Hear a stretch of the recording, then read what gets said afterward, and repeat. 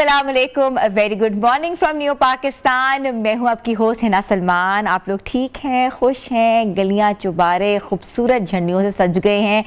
गली गली बाजार नगर नगर जो है इस वक्त सब सरसब्ज हिलाली परचम का जो एक कहते ना कि एक खूबसूरत सा जो एक एपिसोड हो रहा है, जो कि एक इंतज़ामात हो रहे हैं, वो हम लोगों के सामने हैं। और क्यों ना हो, आपको पता है कि इंडिपेंडेंस डे में जो है सिर्फ 2 दिन ही रह गए हैं, और जब भी ये दिन आते हैं तो ऐसा लगता है कि पूरा मुल्क खूबसूरत दुल्हन का जो है वो नजराना पेश कर रहा है। और सब्ज़ और सफ़ेद रंग जो है बिल्कुल हमारी अलामत है, हमारी पहचान है, और इस पहचान को हमने कायम दायम रखना है।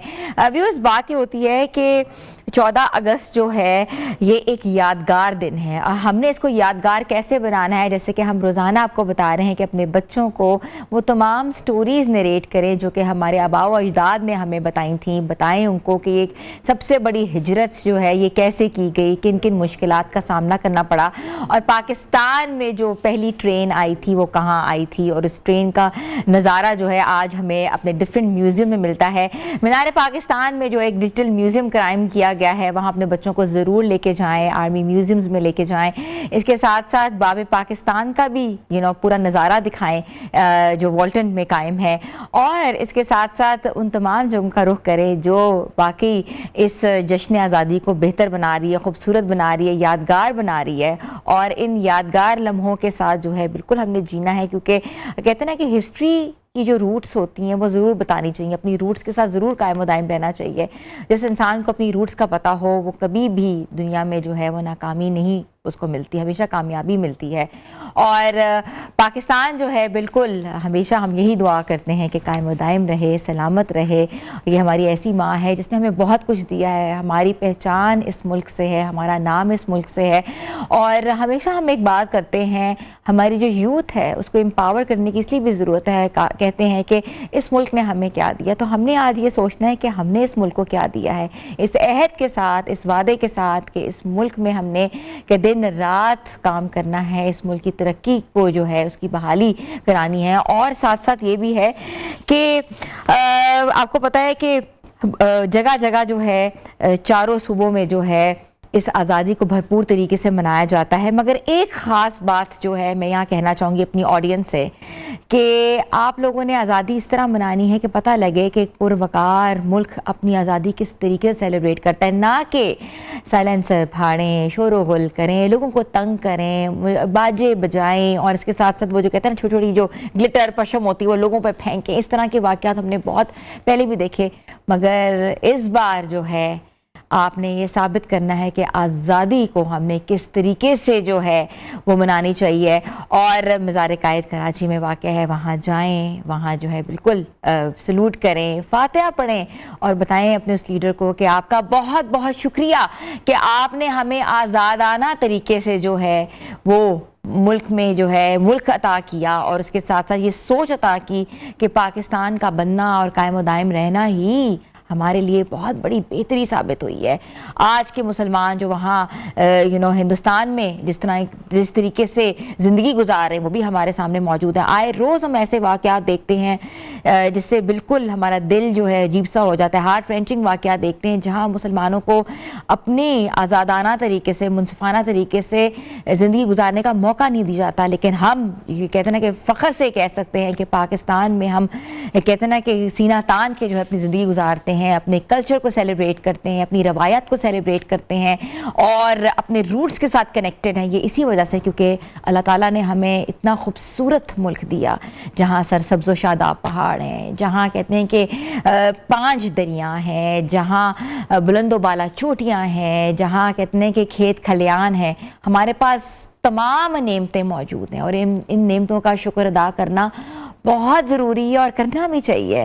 और आपको पता है कि 2 दिन रह गए हैं इस आज़ादी को खूबसूरत तरीके से बनाया, और साथ साथ हमारे प्रोग्राम्स भी आपने ज़रूर देखने, क्योंकि हमने स्पेशली आज़ादी वीक जो है आप लोगों के लिए डिज़ाइन किया है। हम हर रोज़ आपको किसी न किसी ऐसे गेस्ट से मिलवा रहे हैं जिसने वाकई पाकिस्तान का नाम पूरी दुनिया में रोशन किया और कुछ डिफरेंट चीज़ें वो कर रहे हैं, जहां आपको पता टॉपर्स भी मौजूद है, जहां क्वांटम साइंस की बात करें तो पाकिस्तानियों का नाम, बच्चों का नाम जो है सारे फेरिस्त है।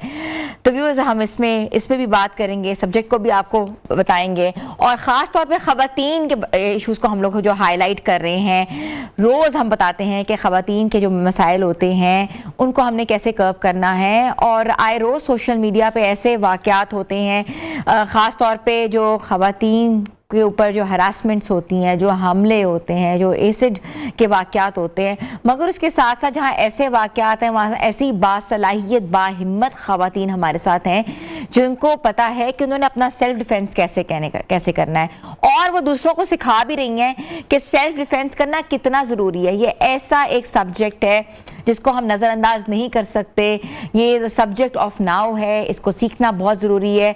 हर खातून को अपना सेल्फ डिफेंस आना चाहिए, और सेल्फ डिफेंस सीखने में कोई कबाहत नहीं है, कोई बुरी बात नहीं है, आपको पता होना चाहिए। और ये पाकिस्तान का इशू नहीं, ये पूरी दुनिया का इशू है। पूरी दुनिया में हरासमेंट्स होती है, पूरी दुनिया में वर्क प्लेस मसले हैं, पूरी दुनिया में जो ख़वातीन जा रही होती हैं कुछ ना कुछ ऑफ कोर्स ऑपोजिट जेंडर की तरफ से कोई ना कोई चीज़ें आ रही होती हैं, मगर हम आज आपको बताएंगे कि अगर आपका कोई रास्ता रोके तो क्या करना चाहिए, आपका कोई हाथ पकड़ ले तो क्या करना चाहिए, आपका कोई पीछा करे तो क्या करना चाहिए, और ख़वातीन के पास कौन कौन सी ऐसी इक्विपमेंट होनी चाहिए, कौन कौन सी ऐसी चीज़ें होनी चाहिए, कौन कौन से ऐसे गैजेट्स होने चाहिए जो कि आपको महफूज बना सकें, या इन तमाम चीज़ों से आपका रुकावट का एक ऑब्स्टिकल का एक ज़रिया बने। तो हम इस पर भी बात करेंगे, और हमें ऑफ कोर्स ज्वाइन करेंगी Ayesha Muzammil, women fitness self defence expert हैं, और जिनको मैं वेलकम भी कहती हूँ और मैं उनसे बात भी करती हूँ। तो मैं वेलकम करती हूँ आपको आयशा। अस्सलाम वालेकुम। वालेकुम सलाम। कैसी हैं आप? ठीक है अल्हम्दुलिल्लाह। मैंने पूरी तमहीद बांध दी है कि हम कहाँ से शुरू हो रहा है। ख़वातीन एक बहुत बड़ा स्ट्रैटा है मुल्क का, आपको पता है 53% इस वक्त ख़वातीन है, और ऑफ कोर्स उनके मसाइल भी हैं। जितनी ज़्यादा मेजॉरिटी होती है उतने ज़्यादा मसले भी होते हैं सोसाइटी में। सेल्फ डिफेंस एक ऐसा सब्जेक्ट है जिसको हम नज़रअंदाज नहीं कर सकते। आपने हमेशा कुछ ना कुछ सिखाया है, आज आप हमें क्या सिखाएंगी? बेसिक ना कुछ बैरियर्स हैं जो ख़वातीन को समझने की ज़रूरत होती है जब वो घर से बाहर जाती हैं, तो कुछ वर्बल और कुछ प्रैक्टिकल। अब उसमें वर्बल जो चीज़ बहुत ज़्यादा ज़रूरी है वो ये कि एक तो जब आप घर से जाएं कुछ सेफ्टी पैरामीटर्स को देखें। अगर आप घर से बाहर जाती हैं, आपके पास एक फ़ोन है तो उसमें चार्जिंग नहीं है, उसमें बैलेंस नहीं है, तो ये सब चीज़ें वो हैं जो आपके सेल्फ डिफेंस को डिस्टर्ब करती हैं, जो आपकी सेफ्टी पैरामीटर को डिस्टर्ब करती हैं। अब मोस्टली क्या होता है, ख़वातीन के पास फ़ोन है, उसमें बैलेंस नहीं होगा, उसमें चार्जिंग नहीं होगी। अगर आपको कोई अनवांटेड सिचुएशन फेस करनी पड़ती है, आप उसको कैसे फेस करेंगी? अगर आप अपनी गाड़ी पर जा रही हैं, आपने ये नहीं देखा उसमें फ्यूल है, उसकी गाड़ी के टायर में हवा है नहीं है, तो वो क्या होगा, आपकी सेफ्टी कॉम्प्रोमाइज हो जाएगी। आपको पता है ना कि मोटरवे वाला जो एपिसोड हुआ था वो हमारे सामने मिसाल है। तो देखिए, जब आप घर से बाहर जा रहे हैं, आप अपने सेफ्टी जोन को छोड़कर जा रहे हैं, तो जब भी आप कभी अपना सेफ्टी जोन छोड़ के जा रहे हैं तो अपने कंफर्ट को घर छोड़ के जाएं। अब ख़वातीन क्या कर रही होती हैं, जब घर से निकली हैं, अच्छा चूंकि उनके पास मल्टीपल काम होते हैं ना करने के लिए, तो वो कभी किसी को टेक्स्ट कर रही होंगी, किसी को कॉल। यार आप देखती ही नहीं है कि बातें आपके सराउंडिंग में क्या हो रहा है, कोई आ रहा है, कोई जा रहा है। हम जरा अपनी मतलब 5 मिनट उस एक्टिविटी को छोड़ के फोकस करें कि भाई हमारे आसपास क्या हो रहा है। इससे क्या होता है कि सेफ्टी कॉम्प्रोमाइज हो रही होती है। ठीक है, तो एक तो चीज है ना कि आपको पहले वर्बल आना चाहिए। फर्ज करें कोई आपको डिस्टर्ब कर रहा है, कोई डिस्ट्रैक्ट कर रहा है बार बार, तो आपको ये पता ही नहीं कि आप कंप्लेन कैसे करोगे, कोई आप कहाँ करोगे। आप वर्क प्लेस पे हो अपनी, आपको कोई कॉलीग है, वो बार बार आपको लगता है कि भाई जूम आइनी जुमले बोलता है, या आप उससे डिस्ट्रैक्ट फील करती हैं या अनकंफर्टेबल फील करती हैं। आपके पास फोन मौजूद है, आप अपना साउंड रिकॉर्डर क्यों ऑन नहीं करती? आप ऑन करें, किसी से मीटिंग के लिए गई हैं, आप उसको ऑन करें ताकि कम्युनिकेशन रिकॉर्ड हो, ताकि आपके पास कोई प्रूफ हो, जिससे भी आपके दिल की आवाज जो होती है ना वो बड़ी मैटर करती है। जिससे भी आपका दिल कहे ना कि नहीं कुछ अनकंफर्टेबल है, आप वो कम्युनिकेशन रिकॉर्ड किया करें। साउंड रिकॉर्डर का बटन ही प्रेस करना है ना। अब फोन पे आप व्हाट्सएप, लिंक्डइन, स्नैपचैट, ये आपको सब पता है, लेकिन ये नहीं पता कि साउंड रिकॉर्डर सेफ्टी एप्स कौन सी आपको बिल्कुल नहीं पता। यूज करें, ठीक है। आप वुमेन सेफ्टी ऐप अपने फोन में करें, ठीक है, ताकि ये सब चीजें आपके पास होनी चाहिए। इनका एक बेसिक नॉलेज होना चाहिए आपको कम से कम। अब आप किसी जगह जा रही हैं, आप लिफ्ट में मौजूद हैं, आपको लग रहा है कि भाई सामने वाला राइट फिट नहीं है, तो आप अगली बार लिफ्ट का वेट कर लें, आप उस लिफ्ट में उसके साथ मत जाएं। अच्छा फर्ज करें आप एक लिफ्ट में ट्रैवल कर रही हैं, और आपको लग रहा है कोई अनवांटेड सिचुएशन है, कोई अनकंफर्टेबल चीज है, आपके हाथ में आपका फोन पकड़ा हुआ है, उस फोन को थोड़ा स्ट्रांग होके पकड़ लें, ठीक है। आपको कोई अनकंफर्टेबल सिचुएशन फील होती है, आप वही फोन उसको उसकी कनपट्टी पे लेकिन हिट करें ना, अच्छा। हिट करें टारगेटेड एरिया पे, ठीक है, तो आप उस सिनेरियो से बाहर निकल आएंगी। लेकिन ये कॉन्फिडेंस तो लेकर आए ना कि भाई मैं कर लूंगी। होता क्या, खवातीन गिल्टी हो जाती हैं, उन्हें लगता है कि जी शायद मैंने कुछ कर दिया होगा। जैसे आप सुनती होंगी अक्सर कि जी आपके कपड़ों का इशू है, आपने उसने ये पहना होगा, उसने वो पहना होगा, ऐसा कुछ भी नहीं होता।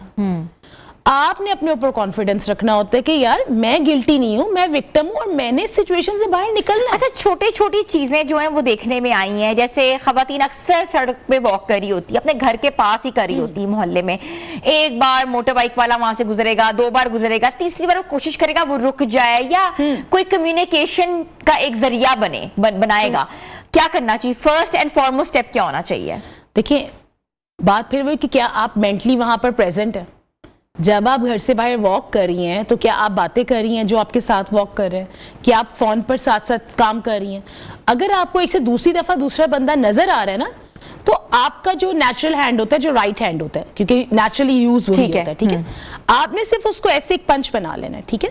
अगर वो बाइक क्रॉस कर रही है तो आपने जस्ट ये ऐसे करना है, ठीक है, उसके मुंह पर ही लगेगा, क्योंकि वो बैठा हुआ है हाइट में, ठीक है, तो हाइट का डिफरेंस हो जाता है। अगर आपकी हाइट 5'2", 5'3", 5'4" है, तो जो बाइक पे बैठा है उसकी हाइट 5'2", 5'3", 5'4" नहीं होगी उस वक्त, ठीक है, उससे कम होगी, क्योंकि वो बैठा हुआ है ना। तो आप जब मानेंगी तो डायरेक्ट उसके लगेगा ही यहाँ पर, ठीक है, उसके फोरहेड पे लगेगा या उसकी नोज पर लगेगा या उसकी आंख पर लगेगा। अच्छा, आपको लगता है कि नहीं, तो आपने अपनी जो ये पंच है इसको बनाना है, ठीक है, और उसको उसकी कनपट्टी पर मारना है। जैसे ही बाइक ऐसे क्रॉस कर रही है ना आपको, तो आप जब उसे मारेंगे तो उसको लगेगा ही यहाँ पर, ठीक है, उसकी कनपट्टी पर हिट करें, ठीक है, ऑटोमेटिकली आप उस सिनेरियो से बाहर निकलेंगे। वो तो गिर जाएगा, आप उस सिनेरियो वो गिर जाएगा या भाग जाएगा, हाँ, दोनों में से एक काम होगा। बिल्कुल आयशा, हम इस पे बात भी करेंगे कि कौन कौन से, आपसे लाइव डेमो भी करवाएंगे कि कौन कौन से इवेंट्स के ऊपर, एपिसोड्स के ऊपर हमें किस किस तरीके से रिएक्ट करना चाहिए। छोटी सी ब्रेक पे जा रहे हैं, ब्रेक के बाद हम वापस आ रहे हैं, आप लोग हमारे साथ रहें।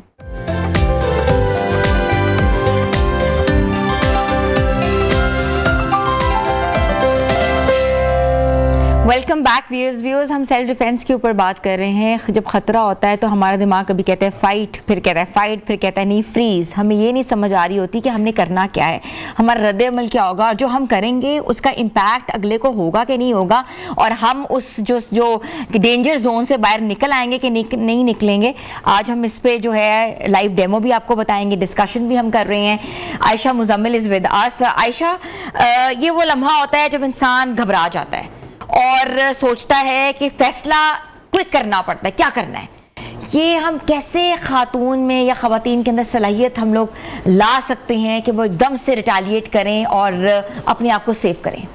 अच्छा, जब आप डेंजर जोन में हैं तो पहले आप अपने आप को आइडेंटिफाई करें कि हाँ जी वाकई मैं डेंजर जोन में हूँ और मुझे इसका सलूशन भी करना है, इसका सलूशन भी मुझे फौरन चाहिए। होता ये कि आप ना भी सोच होते कि अच्छा नहीं ऐसा नहीं हो सकता, ठीक है। वो जो ये मोड जहां पे आप फ्रीज हो जाते हैं ना, यहाँ पे आपसे डिसीजन मेकिंग नहीं होती। अगर आपको लग रहा है आप अनकंफर्टेबल हैं तो आपको फौरन उस पर रिएक्ट करना है, ठीक है। अब उस रिएक्शन में आपने ये देखना है कि आप अपने आप को दूसरे से सिक्योर कैसे कर सकते हैं, सेफ कैसे कर सकते हैं। आपने अपना सेफ्टी पैरामीटर देखना होता है। तो उसमें आपके पास 3 चीजें हो सकती है कि आप चीख मार ले, किसी को मदद के लिए बुला लें। अगर आप समझते हैं कि ऐसी जगह है जहां पे कोई नहीं है, वीरान है, हेल्प नहीं हो सकती, ठीक है, तो फिर आपने खुद डिसीजन मेकिंग करनी है, आपने खुद उसको मारना है। भागने के लिए आपको टाइम चाहिए। ये हमें ना, जैसे कोई रास्ता रोकता है या हमारा पीछा करता है, तो आयशा आप बताएं कि लाइव हमें क्या करना चाहिए?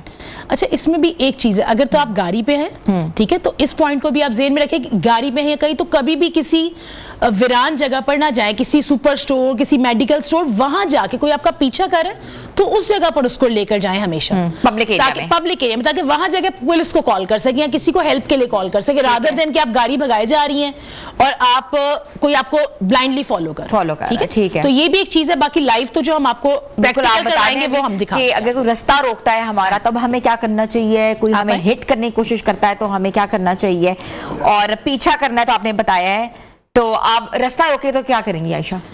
अच्छा, अगर कोई रास्ता रोक रहा है ना आपका, तो ऑब्वियसली कोई आपका सामने से आके रास्ता रोकता है, ठीक है।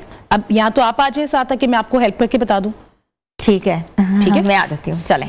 चलें। हाँ, मैं आ जाती हूँ। आई थिंक मेरे माइक्स जो हैं वो मेरे नहीं है, मेरे माइक्स लगे हुए नहीं हैं, लेकिन आप फिर भी हमें बताते हैं। ठीक है। अच्छा, अब अगर सपोज के किसी ने आपका रास्ता रोका, कोई सामने से ही आपका रास्ता रोक रहा है, ठीक है, तो आपने क्या करना है, आपने सिर्फ ये एक आपका पंच है, ठीक है, आपने कोशिश करनी कि उसको यहाँ पे हिट करे, यानी कि ऐसे आगे हिट कर, पेट पर तो नहीं, ये सोलर पॉइंट का एरिया, ठीक है। यहाँ पे अल्लाह ताला ने बॉडी की वो ऐसे बनाई कि आप फिक्स हो जाता है आपका पंच, ठीक है। अच्छा, आपको लगता है कि नहीं मेरे अंदर इतनी एनर्जी नहीं आई या मुझसे डिसीजन मेकिंग नहीं हो रही, तो ये आपका हाथ है ना, आपने सिर्फ उसकी कनपट्टी पे ऐसे मार देना, इधर यहाँ पे, ठीक है।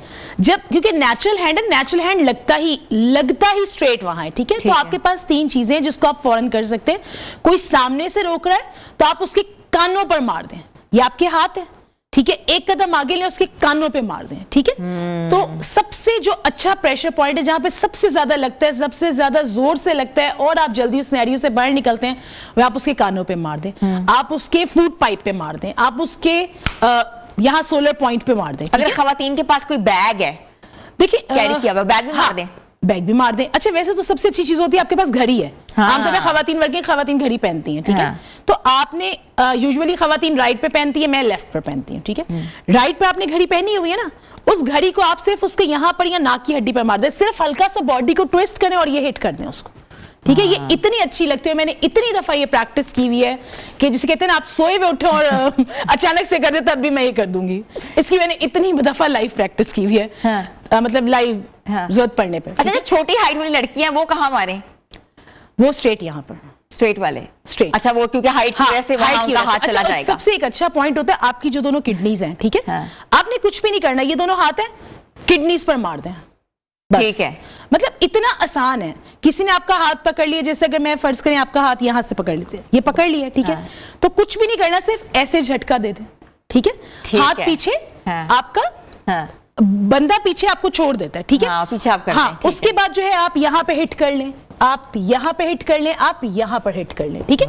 मतलब इतना आसान है सेल्फ डिफेंस, सिर्फ कि आपने डिसाइड करना होता है कि यू हैव टू डू और you have to do not. अच्छा, अब कोई बाइक पर आ रहा है, ठीक है, देखिए बाइक वाली बात, बाइक ने यहां से ही आना है, ठीक है। किसी ने आपको पीछा करना है तो उसने यहां से नहीं आना, यहां से आता है, ठीक है, यहां से आपको फॉलो कर रहा है, तब आप जब हिट करेंगी तो आप उसकी गर्दन के पीछे हिट करेंगी, ठीक है। कोई आपके पीछे से आ रहा है तो आपका ये नेचुरल हैंड है, नेचुरली आप उसको यहां से हिट करेंगे। अच्छा, आपके कोई बाल खींचे तो आप क्या करेंगे? हाँ, कोई आपके बाल खींचे तो आपके, किसी ने बाल ऐसे खींचे हुए ना, बाल खींचेंगे तो ऐसे हो जाओगे, ठीक है। तो अपना ये वाला हाथ उसकी नेक के यहाँ फूड पाइप पे मार दें। मतलब इतना आसान है, कोई मुश्किल नहीं है सेल्फ डिफेंस करना, सिर्फ सोचना कि कर दे, मार दे तो मार दे, आप भी मार लें। देखिए, किसी ने आपको थप्पड़ मारा ना नेचुरल हैंड से, आमतौर पे देखिए हमें प्रैक्टिस होती है नेचुरल हैंड की, ठीक है। अभी अगर आपका माइक दूसरी तरह लगा होता तो मैं आपको वैसे बता देती, ठीक है, ठीक है। अब देखिए, किसी ने आपको, जैसे आप इस हाथ से मुझे थप्पड़ मार लें, ठीक है, ठीक है, मार लिया, ऐसे मैंने मार दिया, ठीक है, ये मार लिया। अब आपने मुझे थप्पड़ मारा तो मैं सिर्फ ये उल्टे हाथ से ना यहाँ पे हिट करूं ना, यहाँ, तो मेरा मैटर सॉल्व हो जाता है, ठीक है। तो इतना आसान। अच्छा, हमारे यहाँ जो एसिड गिराने के वाकयात हुए हैं, उसके ऊपर कैसे पता लग सकता है कि ऑब्जर्वेशन आपकी कितनी स्ट्रांग होगी, इसके हाथ में कोई चीज है कि हमें फौरन ना फेंके, वो डिसीजन कैसे लेना, कब लेना है? ये एक बड़ा टेक्निकल सवाल है कि अच्छा, अल्लाह ना करे कि किसी के हाथ में वेपन है, किसी के हाथ में एसिड की बोतल है, किसी के हाथ, तो आपने क्या कोशिश करनी होती है कि आपके ऊपर ना गिरे, ठीक है। तो उसके लिए आप क्या करोगे कि आपने कोशिश करनी है उस बंदे से आपका डिस्टेंस जो है ना, वो इस तरह से ना बढ़े, ठीक है।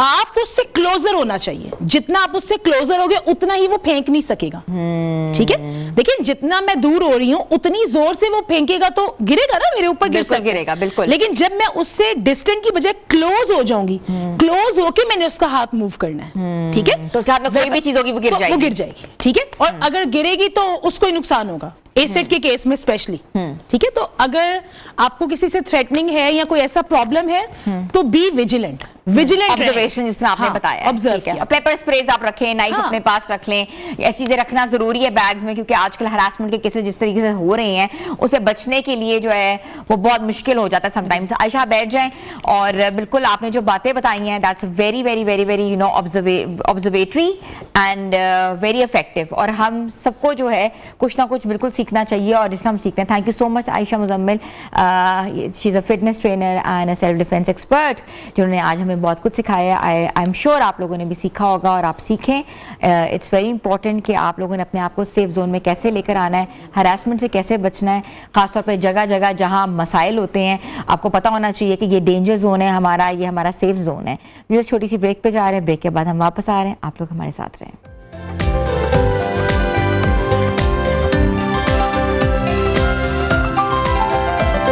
Welcome back viewers. दुनिया में तो तरक्की हो रही है, मगर पाकिस्तान में भी साइंस और टेक्नोलॉजी में बहुत काम हो रहा है, और काम हम हमेशा सोचते हैं कि ऐसे ही लोग करेंगे जो कि डिग्री होल्डर्स हैं या जिन्होंने बहुत काम किया है। मगर मैं आपको ये बताना चाहती हूँ कि पाकिस्तान का एक ऐसा टैलेंटेड बच्चा जो सिर्फ 13 साल का है, जिसने क्वांटम साइंसेज में अपना नाम रोशन किया है, सर्टिफिकेशन हासिल की है, और ख़ास तौर पर स्कूल से गैप लेके उसने सोचा कि इस साइंस के ऊपर बाकायदा तौर पे काम किया जाए। He self taught, he learned a lot, बड़े बड़े सॉफ्टवेयर हाउसेस में काम कर चुका है, और अब वो इस थ्योरी के ऊपर, इस साइंस के ऊपर ग्रिप भी रख रहा है।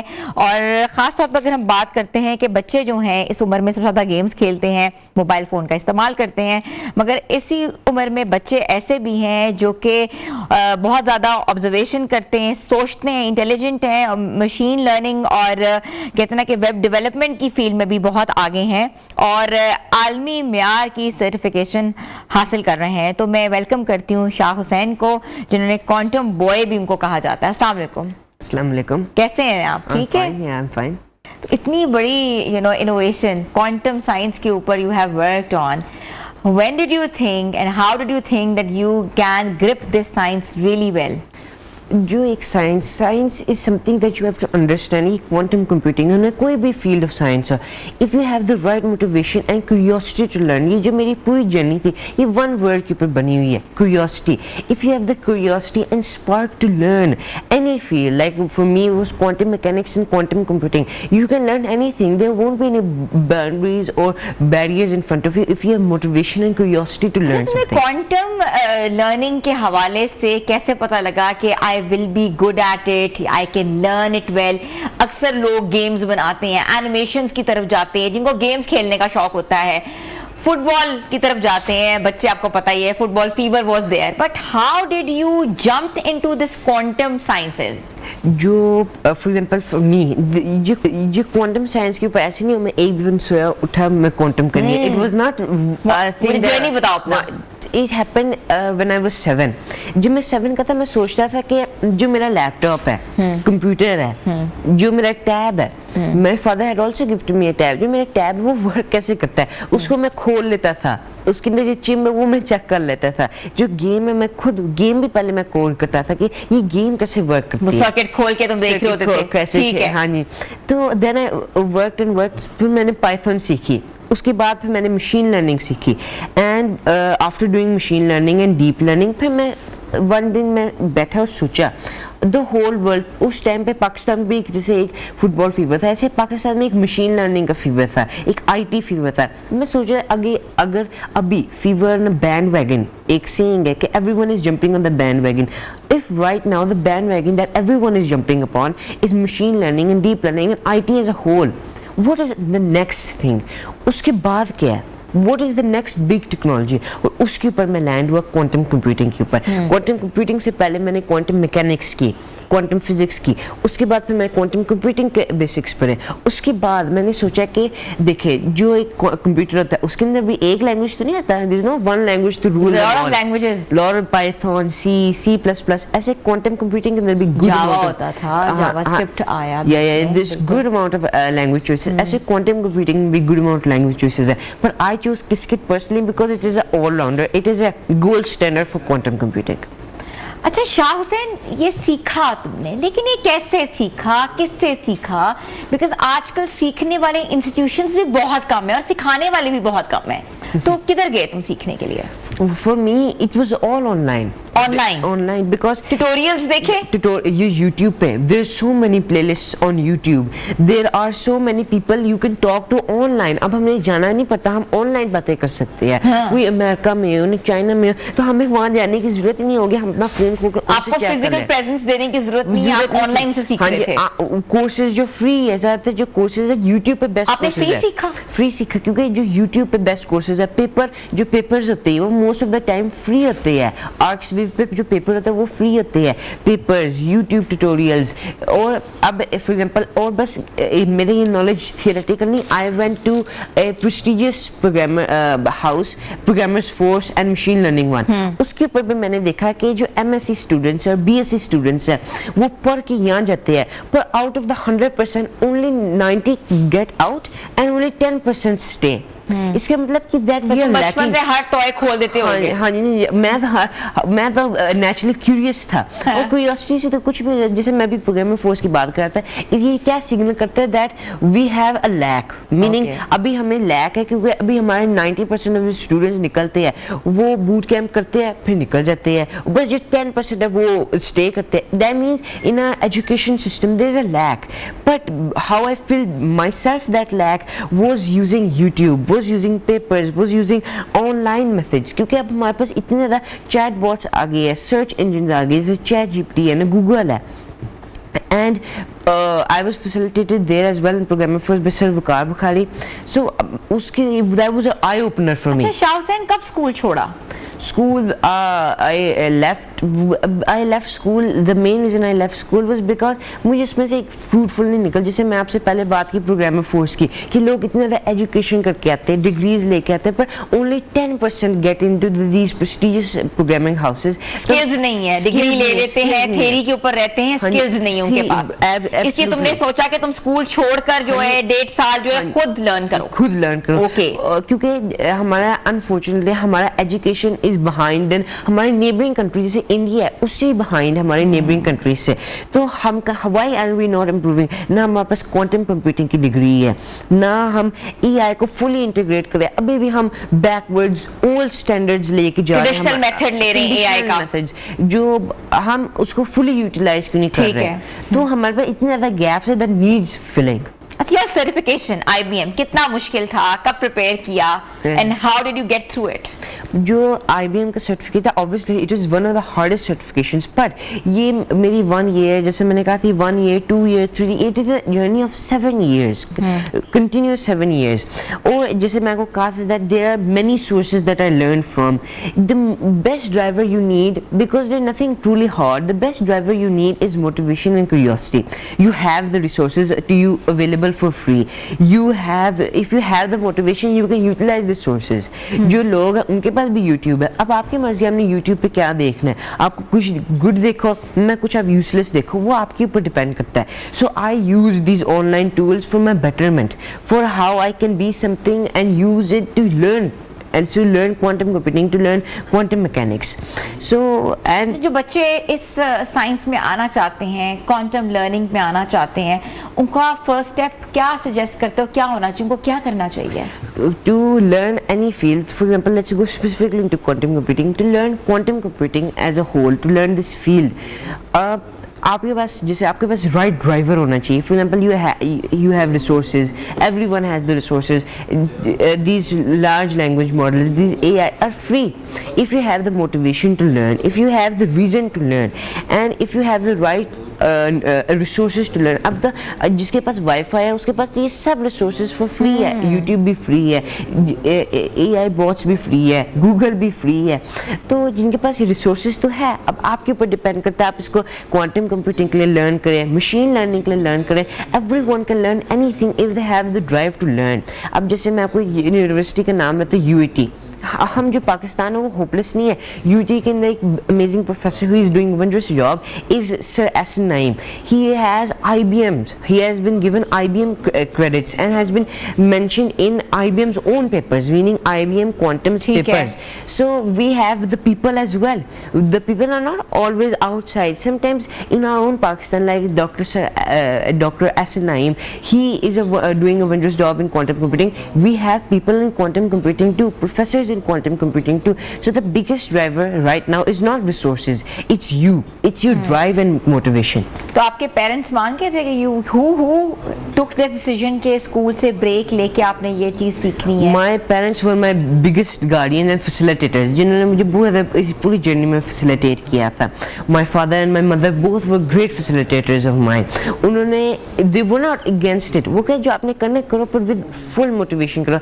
They helped me, they guide me. जो मैं अभी हूँ, without them I'm nothing. Without they are my biggest inspiration, of course. वो मैं अच्छा, teacher क्या या करना hero चाह रहे हो आगे? what you know miracles you want to do? Quantum computing itself, people call jokingly quantum computing a miracle science, even though it's not a miracle science, it's just science. But because it's such new field of science, quantum computing, it's opening doors to things that we thought were impossible. जैसे मैंने काफ़ी दफ़ा new drugs to diseases that हमें इनको cure नहीं पहले पता था, new materials, renewable energy sources, etc. etc. I myself want to leverage these tools, quantum computing, quantum mechanics, to make something great for not only Pakistan, nice, for all of humanity. ठीक है. Thank you so much. Shah Hussain Pirzada हमारे साथ मौजूद थे. 13 साल के बच्चे हैं और जिन्होंने क्वांटम साइंसेस में जो है कमाल कर दिया है. क्वांटम बॉय के नाम से मशहूर हैं और काम कर रहे हैं और पाकिस्तान का नाम रोशन करना चाहते हैं. छोटी सी ब्रेक पे जा रहे हैं, आप लोग हमारे साथ रहें.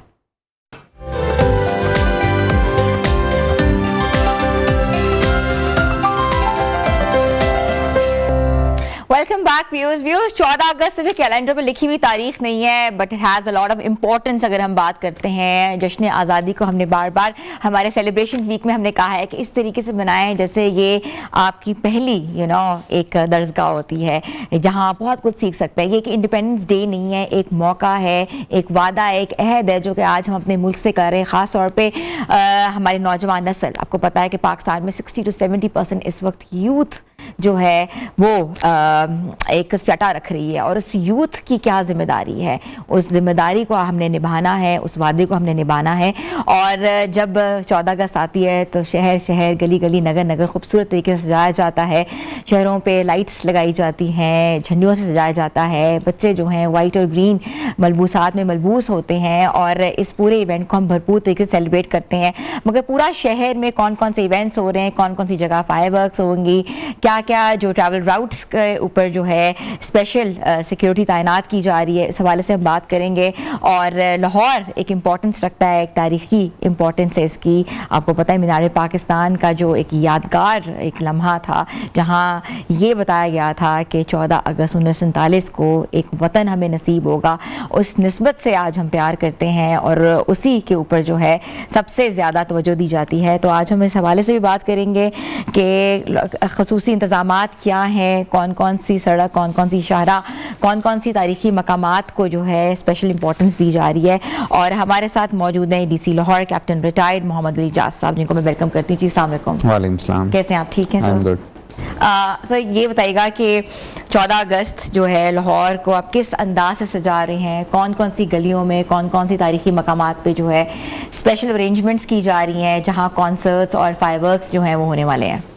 काफ़ी कुछ है पाइपलाइन में. और अगर डेकोरेशन की बात की जाए तो जितनी भी आपकी मेजर हाईवेज़ हैं लाहौर की उनको सजाया जा रहा है, लाइटिंग के स्पेशल अरेंजमेंट किए जा रहे हैं. इसके अलावा जितनी आपकी मेजर बिल्डिंग्स हैं स्पेशली मॉल रोड पे, including town hall, Alhamra, GPO, वापडा हाउस, ये सब कमिश्नर ऑफिस, DC ऑफिस और जितनी भी इम्पोर्टेंट बिल्डिंग्स हैं उनकी इल्यूमिनेशन हम कर रहे हैं.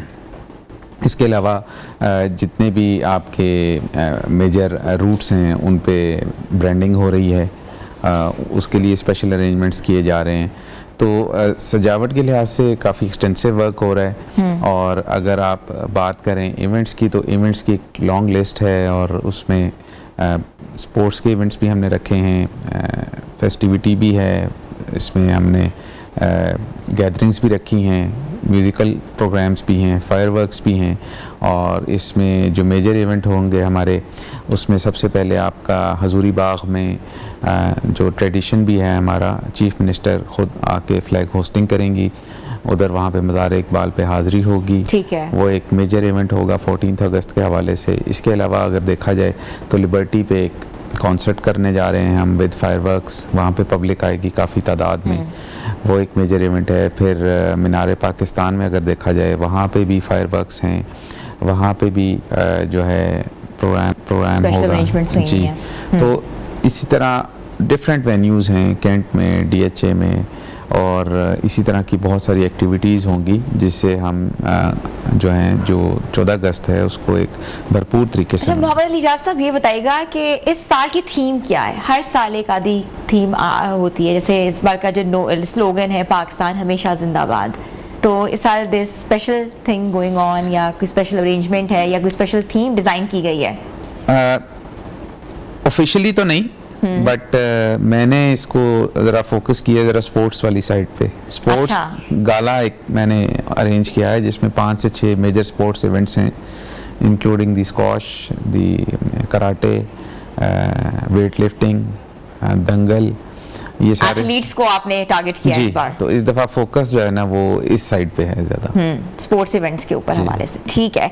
अच्छा, ये जो सरकारी इमारत हैं, तारीखी इमारत हैं, इनमें चरागा होता है हमेशा से, लुमिनस की जाती हैं ऐसी बिल्डिंग्स को, लेकिन बिल्डिंग्स की इंपॉर्टेंस नहीं बताई जाती कि ये बिल्डिंग जो है हिस्टोरिकल पर्सपेक्टिव से कितनी इंपॉर्टेंट थी, because people go come and just see and just go. उसके बाद उनको आजकल की नौजवान नस्ल को अट्रैक्ट करने के लिए, कोई हिस्टोरिकल पर्सपेक्टिव से जोड़ने के लिए what you guys are doing?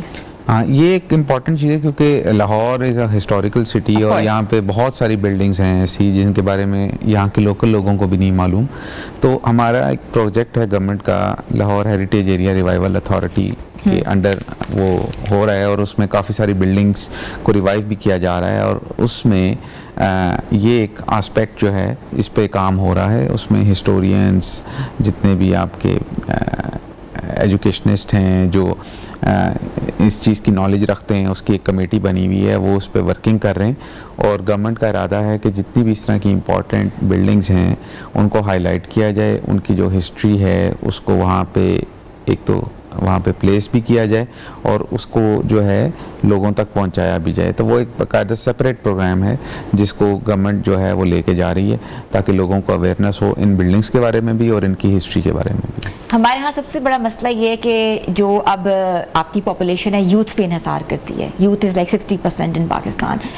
Youth के जो पुरानी स्टोरीज थी जो नरेट होती थी, माइग्रेशन की story, so one of the biggest migration the world जिसको कहा जाता है, वो माइग्रेशन स्टोरीज़ के हवाले से नहीं जानते हैं। उनके आबा व अजदाद ने कितनी कितनी कुर्बानियाँ दी हैं, कहाँ कहाँ से आए, रूट्स का नहीं पता। हम कैसे कनेक्ट कर सकते हैं?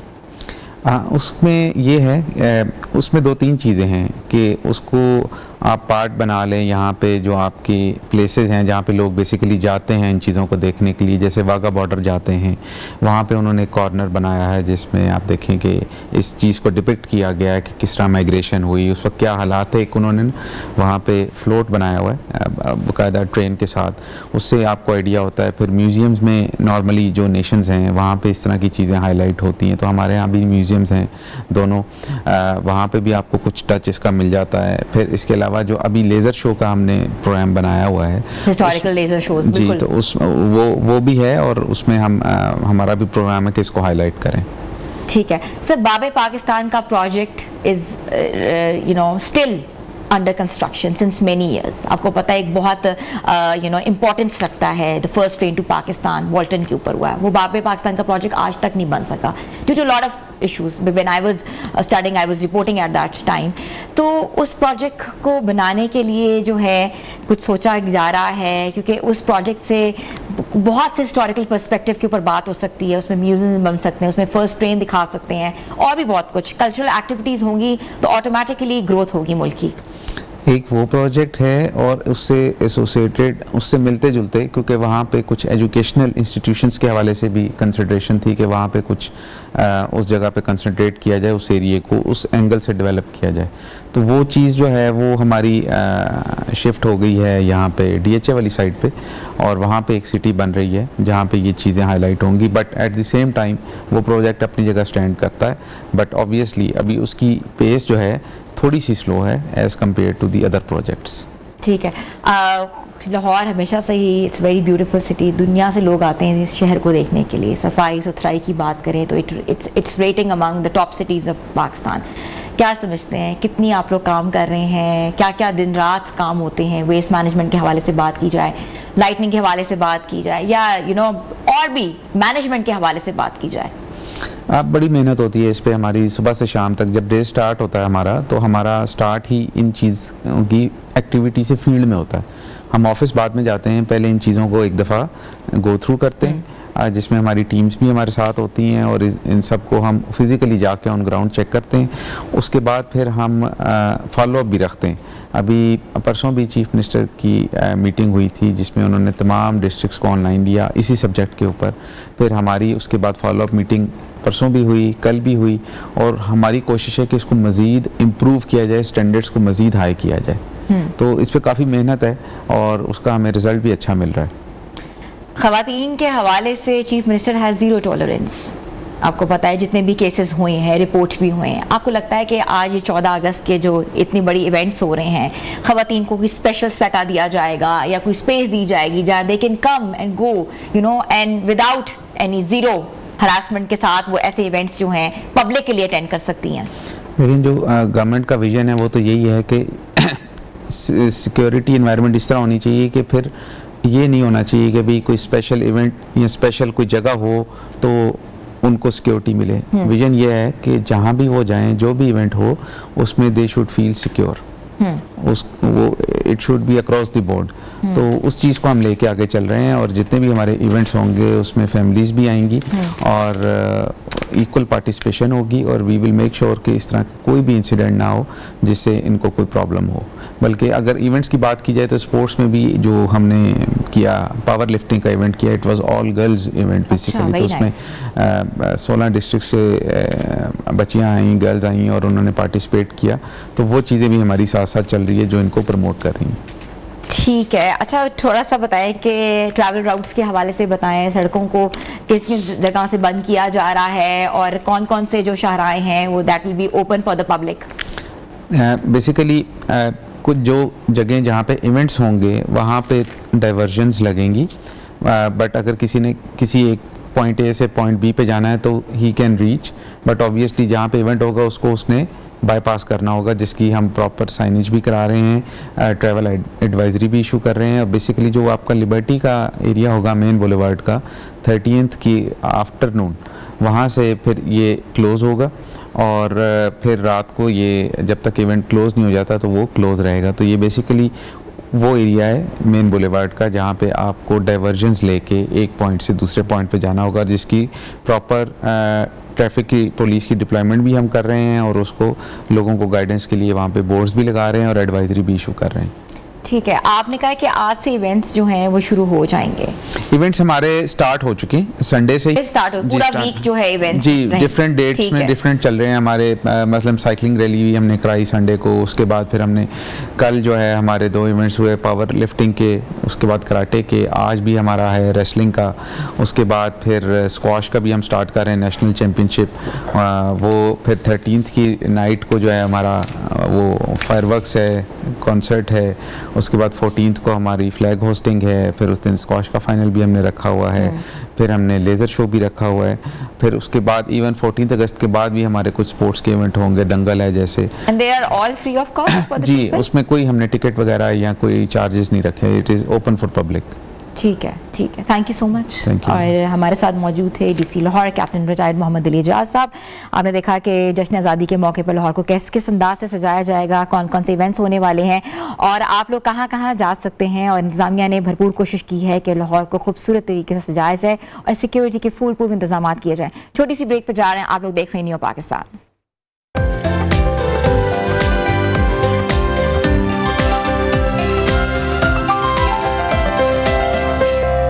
वेलकम बैक व्यूअर्स आप लोग क्यों परेशान हैं आजकल अपने बच्चों की कद के हवाले से? हमें ये लगता है कि माँ बाप तो लंबे हैं, बच्चे छोटे रह गए हैं, छोटे माँ बाप के बच्चे लंबे हो जाते हैं। कद का क्या मसला है? जेनेटिकली इशू है कि हमारी खुराक का मसला है या लाइफस्टाइल प्रॉब्लम है? आजकल तमाम वालिदैन जो है कद की वजह से डिफरेंट डॉक्टर्स का रुख करते हैं और रेमेडीज़ भी इस्तेमाल करते हैं, और बहुत कहा जाता है कि कभी ये भी कहा जाता है कि बांस का मुरब्बा खाओ तो इससे कद लंबा होगा। लेकिन हमने ये सोचना है कि आपके बच्चे की जो जिस्म की तासीर है, क्या वो हर चीज़ कंज्यूम कर सकती है? ये बहुत इंपॉर्टेंट चीज़ होती है। हिकमत से रेमेडीज़ तो हम उठा लेते हैं, मगर वो रेमेडी क्या सूटेबल है कि नहीं है? हर रेमेडी हर शख्स को सूट नहीं करती, और बार बार ये कहा जाता है कि आप अपने मोहल्ले से डिस्कस करके कोई भी रेमेडी इस्तेमाल करें। अक्सर कद बढ़ाने वाले सिरप्स, पाउडर्स और ओवर द काउंटर्स बहुत चीजें ऐसी दस्तयाब होती हैं जिनको कंज्यूम लोग करते हैं, मगर इसके साइड इफेक्ट्स जो है बहुत बुरे तरीके से आते हैं। ये भी कहा जाता है कि दूध पियो कद लंबा हो जाएगा। ये भी कहा जाता है कि ग्रोथ वाले जो हैं वो आपको सप्लीमेंट्स खाने चाहिए या मल्टीविटामिन्स खाने चाहिए, बच्चों को खिलाने चाहिए। तो आज हम इस हवाले से बात करेंगे कि आप लोगों ने परेशान नहीं होना अपने बच्चों के कद के हवाले से। कद बढ़ने की एक उम्र होती है, एक एज होती है, और कब तक बढ़ सकता है आज हम आपको ये बताएंगे। और हमें ज्वाइन किया है हकीम सैफुल्लाह खान लोधी साहब ने, बैनुल अक़वामी माहिर तिब में। आज हमारे शो का हिस्सा बने। अस्सलाम वालेकुम। वालेकुम अस्सलाम। कैसे हैं आप? ठीक हैं अल्हम्दुलिल्लाह। अच्छा, मुझे हकीम साहब बताएं कि हमने बहुत से टोटके सुने हैं जी जी कि बांस का मुरब्बा खाओ तो कद लंबा होता है। मैंने भी खिलाया अपने बच्चे को। ठीक है। अब बांस का मुरब्बा मैंने किसी के कहने पे खिला तो दिया, ठीक है, मगर अभी तक मुझे ये नहीं लगा कि मेरे बच्चे का कद लंबा हुआ या नहीं हुआ। ठीक है, ठीक है। बिस्मिल्लाहिर्रहमानिर्रहीम। असल में मसला ये है कि देखना पड़ता है कि बच्चे का कद बढ़ क्यों नहीं रहा।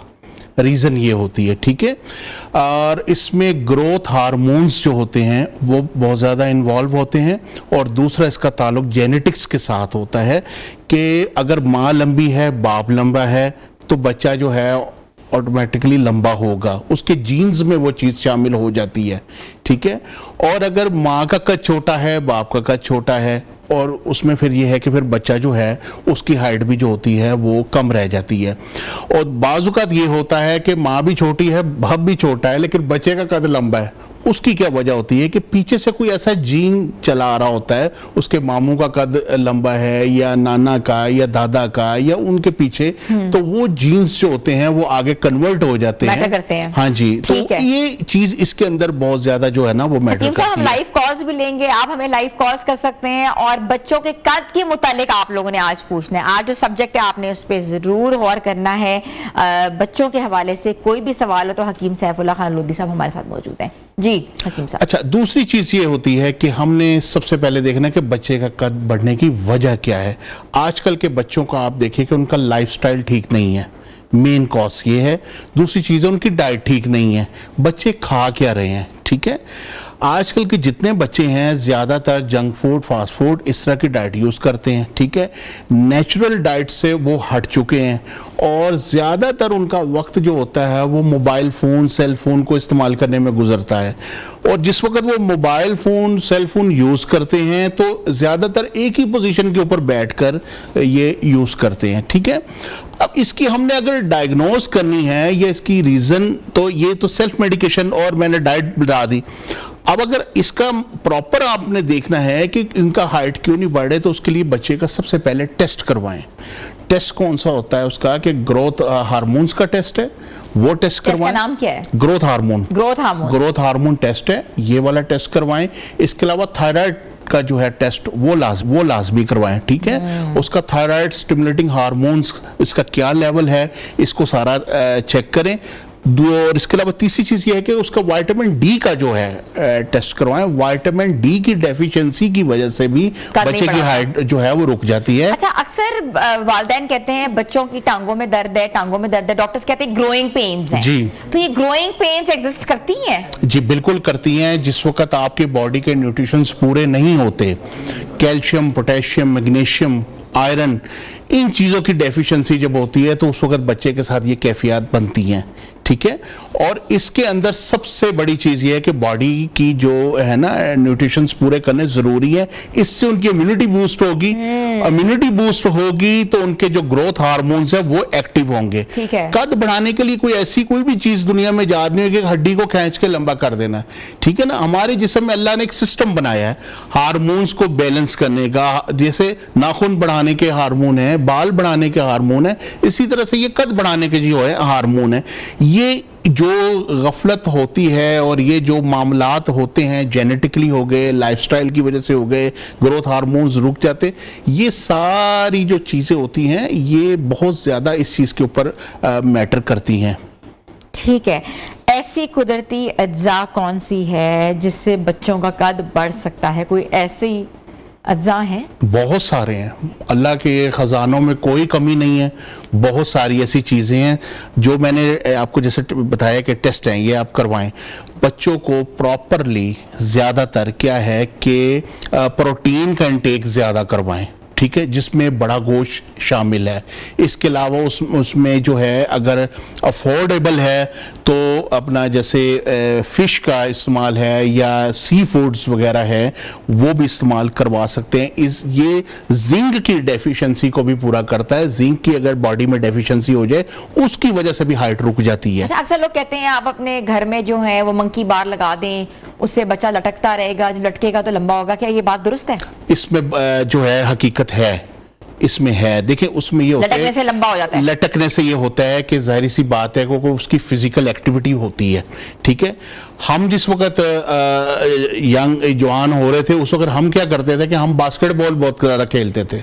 तो बास्केटबॉल का जो है ये जो खेल है ये खेलें बहुत अच्छा है, इससे भी बच्चों का कद जो है वो बढ़ता है। बच्चों की जो है फिजिकल एक्टिविटी ख़त्म हो गई है, जो उनकी फिजिकल एक्टिविटी थी वो सारी कन्वर्ट हो गई है सेल फोन के अंदर, कि वो सेल फोन यूज़ करते रहते हैं और फिजिकल एक्टिविटी की तरफ वो जाते हैं नहीं, जिसकी वजह से उनके ग्रोथ हार्मोन्स जो होते हैं वो डीएक्टिव हो जाते हैं। हालांकि कुदरती तौर पर जब तक हड्डी चौड़ी नहीं हो जाती, ठीक है ना, तब तक जो है वो कॉलर भी हमारे साथ है, साथ हम कॉलर भी लेते हैं। मोहम्मद एहसन साहब हैं लाहौर से। जी अस्सलाम वालेकुम। वालेकुम सलीम साहब से मेरा सवाल था मैम। जी जी पूछे। मेरी हाइट के वाले से, मेरी उम्र जो है मेरी 22 साल है। ठीक और है। मेरे जो हम उम्र दोस्त हैं मेरे, उनकी हाइट मेरे से बड़ी है। आपकी कितनी है? जबकि मेरी 5'5" है। 5'5" हाइट है। अच्छा, 22। और मैं हकीम से सवाल है कि मेरी हाइट अब क्या बढ़ सकती है, या कोई चांस है, या कोई ऐसी मेडिसिन या कोई ऐसी डोज कुछ मैं ले लूं कि मेरी हाइट बढ़ जाए? आप जो हैं वो आपके वालिदैन जो हैं वो उनकी हाइट लंबी है या नॉर्मल हाइट के हैं? मेरे छोटे ब्रदर की भी हाइट मेरे से लंबी है और मेरे वालिदैन की भी लंबी है। लंबी है, ठीक है, ठीक है। जो 22 साल की एज होती है ना, इसके अंदर हाइट बढ़ने के चांस नहीं होते। जो कुदरती तौर पे 18 से 20 साल जो होती है वो लास्ट एक होती है, उसमें हाइट बढ़ सकती है, ठीक है। और अगर ये कहा जाए कि 22 साल की एज के अंदर हाइट बढ़ जाए तो ये सिर्फ मिथ है, फेक है, ऐसा कुछ नहीं होता। आप सिर्फ एक काम किया करें कि अपनी जो बॉडी के जितने न्यूट्रिशंस हैं उसको पूरा रखें ताकि आप फिजिकली जो है वो फिट रहें। लेकिन जो हाइट को ग्रोथ करने वाली चीज़ है वो जो है वो चीज़ अब वो बंद हो गई है। क्योंकि लड़कों की हाइट जो है वो किस उम्र तक बढ़ती है? लड़कों की जो हाइट है वो जैसे मैं बता रहा था कि जब तक हड्डियां चौड़ी नहीं हो जाती, ठीक है, तब तक जो है वो हाइट बढ़ती रहती है, यानी 18 से 20 साल तक, ठीक है, तब तक हाइट बढ़ने के इजीली चांस होते हैं। 18 तक तो इजी होते हैं। और लड़कियों की? और लड़कियों की भी ऑलमोस्ट इतनी होती है, 18 साल तक। लेकिन लड़कियों की जो है ना उनकी कुछ ऐसी एक्टिविटीज़ होती हैं जिसकी वजह से उनकी हाइट जो है ना वो रुक जाती है। सबसे पहली चीज़ तो ये होती है कि बच्चियों में ये प्रॉब्लम होती है कि उनमें हार्मोन्स का इशूज़ बहुत ज़्यादा होता है। जिन बच्चियों को पीरियड्स जल्दी आ जाते हैं उनकी हाइट जो होती है वो स्लो हो जाती है, वो बढ़ने के अंदर, क्योंकि बच्ची जब बालिग होती है तो उसमें अंदर बहुत सारी जो होती है ना जो हार्मोनल चेंजेस होती हैं वो आती हैं, इस वजह से हाइट थोड़ी स्लो हो जाती है। और इसके अलावा जो होती है ना, जो बच्चियां ज़्यादातर हील का इस्तेमाल करती हैं ये ना किया करें, फ्लैट जूती का इस्तेमाल करें, उससे जो है ना छोटी उम्र में उससे हाइट जो है ना वो बहुत अच्छी ग्रो करती है। छोटी सी ब्रेक पे जाना है, ब्रेक के बाद हम वापस आ रहे हैं। आप हमें लाइव कॉल्स कर सकते हैं, कद से मुतालिक कोई भी आपका एडवाइस लेना चाह रहे हो हकीम साहब से ले सकते हैं। Stay tune with us.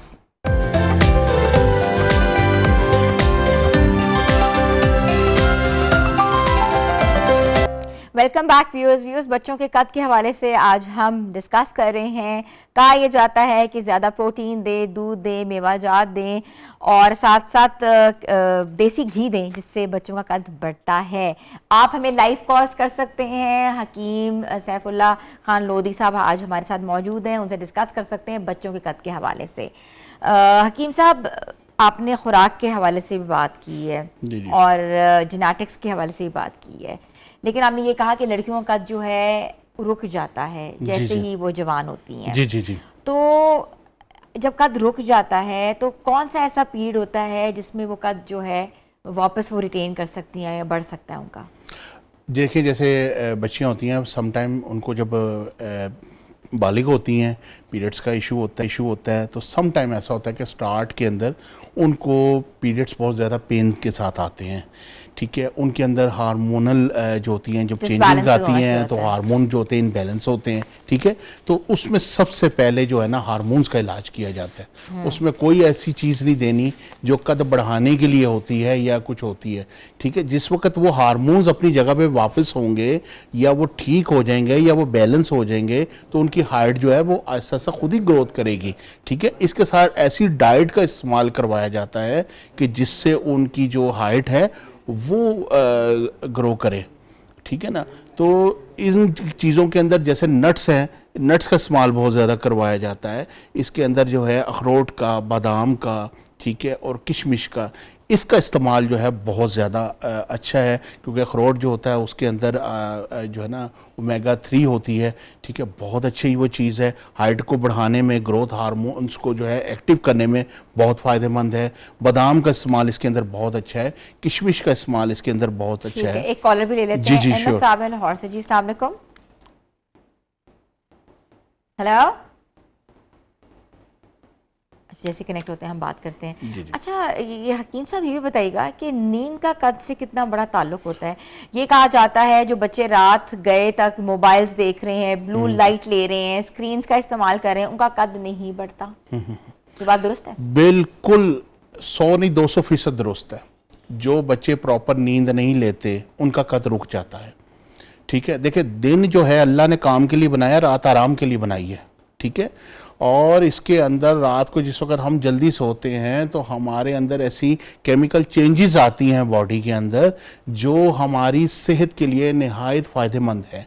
ठीक है, तो इसलिए हुक्म है कि रात को जल्दी सो, दिन में जल्दी उठो। लेकिन बच्चे जो हैं वो आजकल के क्या करते हैं कि सारी सारी रात जो है वो सेल फोन का वो करते हैं, इस्तेमाल करते हैं। जी कॉलर हमारे साथ हैं अहमद साहब लाहौर से। जी अस्सलाम वालेकुम।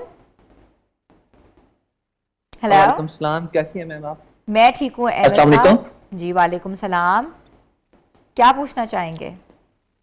मैम मेरा हकीम साहब से सवाल है। मेरा 8 साल का बच्चा है और वो खाना पीना कम खाता है और दूसरे बच्चों से ना उसकी हाइट कम है फील होती है। तो मैं हकीम साहब से पूछना चाह रहा हूँ कि क्या इनको क्या करवाना चाहिए, क्या कोई खाना शाना या कुछ, क्योंकि वो वैसे भी खाना कम खाता है। ठीक है, 8 साल का बच्चा है, उसका वेट कितना है?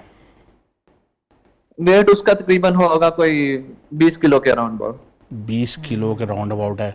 तो ये बताइएगा कि हाइट उसकी कितनी है इस वक्त? लेकिन फैमिली में जो बाकी बच्चे हैं ना इस एज के, उनकी हाइट इससे काफी ज्यादा लगती है। काफ़ी ज़्यादा लगती है।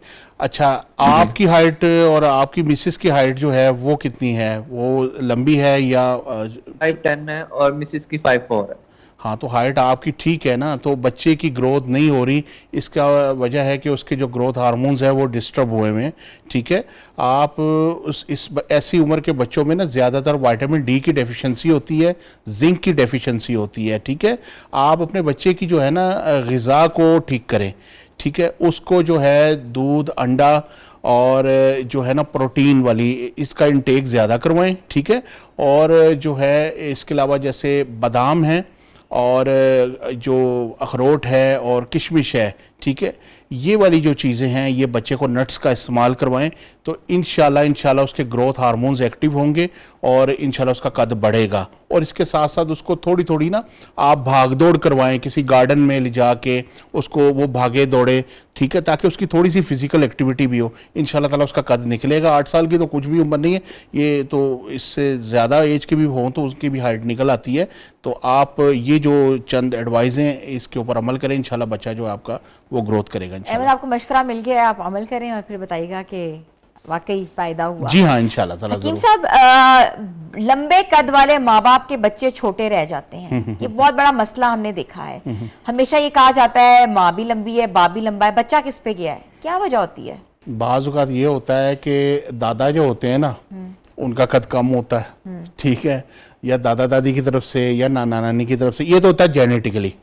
ठीक है, तो इसमें ये चीज़ है कि आपने देखना है कि जेनेटिकली ये चीज़ हो रही है या बच्चे के साथ जो है वो कोई प्रॉब्लम चल All रही है। factors हैं, इसके ठीक अंदर है। कौन सी ऐसी रूट कॉज पैदा हो रही हैं बॉडी में, या ऐसी कौन सी कॉम्प्लिकेशन पैदा हो रही है जिसकी वजह से ये प्रॉब्लम आ रही है, जिसकी वजह से जो ग्रोथ हार्मोन्स है वो डीएक्टिव हुए हैं। ठीक है, ठीक है ना, इसमें आपने सबसे पहले उस चीज को पकड़ना है। कोई ऐसी रेमेडी आप बता सकते हैं जो कि बच्चों को देनी चाहिए जिससे कद उनका लंबा हो सके? इसमें सिर्फ अपनी डाइट प्लान को बहुत अच्छा कौन सी करें। रेमेडी है? ठीक है, रेमेडी के अंदर जैसे आपने खुद ही जिक्र किया कि बांस का मुरब्बा, बांस का मुरब्बा अच्छा है। ठीक है, लेकिन उसके साथ साथ जो ग़िज़ा है उसको ठीक करें। बांस का मुरब्बा देने से पहले जो मैंने टेस्ट बताए हैं ये लाजमी कराएं, ग्रोथ हार्मोन का, थायराइड का, ठीक है, और विटामिन डी की जो डेफिशिएंसी हो जाती है इसका। ठीक है ना, ये वाले टेस्ट करवाएंगे, इससे जो है वो पता लग सकता है। जय साहब हैं फैसलाबाद से। जी अस्सलाम वालेकुम। वालेकुम अस्सलाम। जी मिस, कैसी हैं आप? मैं ठीक हूँ, जी बताएं। अच्छा मैम, मेरा ना हकीम साहब से सवाल है कि मेरी बेटी है 13 साल की और उसका खाना पीना भी अच्छा है, खाना पीना भी उसका सही है, पर उसकी हाइट नहीं बढ़ रही, हाइट उसकी बहुत छोटी है। 13 साल की बेटी, हाइट नहीं बढ़ी। अच्छा, बच्ची जो है वो हील वगैरह तो नहीं पहनती या कोई इस तरह का कोई प्रॉब्लम तो नहीं उसके साथ? नहीं, हील वगैरह तो यूज नहीं करते, स्लीपर टाइप जो बच्ची जो है वो यूज करते हैं। फ्लैट पहनती है। बच्ची बालिग हो चुकी है? नहीं, अभी 13 साल की है। अभी 13 साल की है। अच्छा, ठीक हो गया, ठीक हो गया। आप इस तरह से करें कि उसकी फिजिकल एक्टिविटी को बढ़ाएं, ठीक है, और उसके टेस्ट वगैरह करवाएं, और उसकी जो है ना देखें कि उसके अंदर हार्मोन्स का जो है ना इशू तो नहीं है, कोई थायराइड का तो नहीं है। हो जाती है। जी बिल्कुल हो जाती है। ये तो थायराइड का टेस्ट उसका एक करवाएं आप, ठीक है, TSH, थायराइड स्टिमुलेटिंग हार्मोन, ये टेस्ट करवाएं। हो सकता है कि इसकी वजह से भी उसकी जो है ना वो हाइट ना बढ़ रही हो। ठीक है, तो वो करवाएं तो उसके बाद जो है ना इसको पता पता लग सकता है कि इसके अंदर क्या वजह है हाइट ना बढ़ने की। ठीक है। हकीम साहब, डाइट का आप कह रहे हैं बहुत एक इम्पोर्टेंट रोल है, जी, जी। और रेमेडी के हवाले से आपने कहा कि बांस का मुरब्बा खिलाना जी, जी, चाहिए। जी। कितना खिलाना चाहिए? बांस का मुरब्बा जो होता है ना, देखें एज के हिसाब से होता है। अब जैसे कॉलर ने कॉल की, उसने कहा जी मेरा बच्चा 8 साल का है, ठीक है, तो 8 साल का बच्चा है तो उसको एक पीस काफ़ी है। ठीक है, क्योंकि हमने उसकी ये देखनी है ना कि ये चीजें खा के उसकी गट हेल्थ जो है वो भी ठीक रहे ना। ठीक है ना, तो गट का भी असल इशू होता है, गट हेल्थ भी देखनी पड़ती है। बाज बच्चे ऐसे होते हैं खाते पीते खुला है, लेकिन होता क्या है कि वो बच्चे जो है ना उनको खाया पिया लगता नहीं है। बेसिकली बात ये है, उनका खाया पिया वेस्ट हो जाता है, उनकी बॉडी के इंपॉर्टेंट न्यूट्रिशन जो होते हैं वो वेस्ट हो जाते हैं। तो उनकी गट हेल्थ को ठीक रखना भी जरूरी है। जो बच्चे की जो एज है वो 2 पीस 3 पीस जो है इसको इजीली खा सकता है और इसको धोकर खाना चाहिए, शीरे से मेद नहीं खाना चाहिए। अच्छा, पहले शीरे से धो लें, धो के फिर इस्तेमाल करने चाहिए। ये वैसे आपने बड़ी इंपॉर्टेंट बात हाँ बताई, हम तो ऐसे ही खिला देते हैं। नहीं, वो बहुत ज्यादा मीठा हो जाता है, उसका टेस्ट भी अंदर डेवलप नहीं होता, लोग बाज़ वक़्त क्या भी कर देते हैं उसको खाने से। बहुत बहुत शुक्रिया, थैंक यू सो मच। हकीम लोधी साहब हमारे साथ मौजूद थे और जिस तरीके से उन्होंने बताया कि कद लंबा करने के लिए क्या क्या करना चाहिए। अक्सर हम समझते हैं कि कद जो है माँ बाप पे जाता है, मगर इसके साथ साथ खुराक जो है वो बहुत मैटर करती है। और आप लोगों को हकीम साहब ने बताया कि कौन कौन सी खुराक खानी चाहिए, कब कब खानी चाहिए, किस अंदाज से देनी चाहिए। बच्चों के test, that is very important. पहली बार जो किसी हिकमत ने बताया है कि टेस्ट भी करवाने चाहिए, वरना सिर्फ नुस्खे दे दे के, रेमेडीज़ दे दे के हर इंसान को इस्तेमाल करवाते हैं, जिससे जो है वाकई जो है मसला दूसरा हो जाता है। आज का शो कैसा लगा, अपना फीडबैक ज़रूर दीजिएगा। हमारा सेलिब्रेशन वीक जो है इस वक्त जो है चल रहा है, आप लोग जश्न आज़ादी खूब तरीके से मनाएं, भरपूर तरीके से मनाएं और अपने बच्चों को ज़रूर बताएं कि हमें ये वतन कैसे मिला है। मिलेंगे कल नए प्रोग्राम के साथ। मैं होस्ट हिना सलमान को इजाज़त दें। अल्लाह हाफिज़।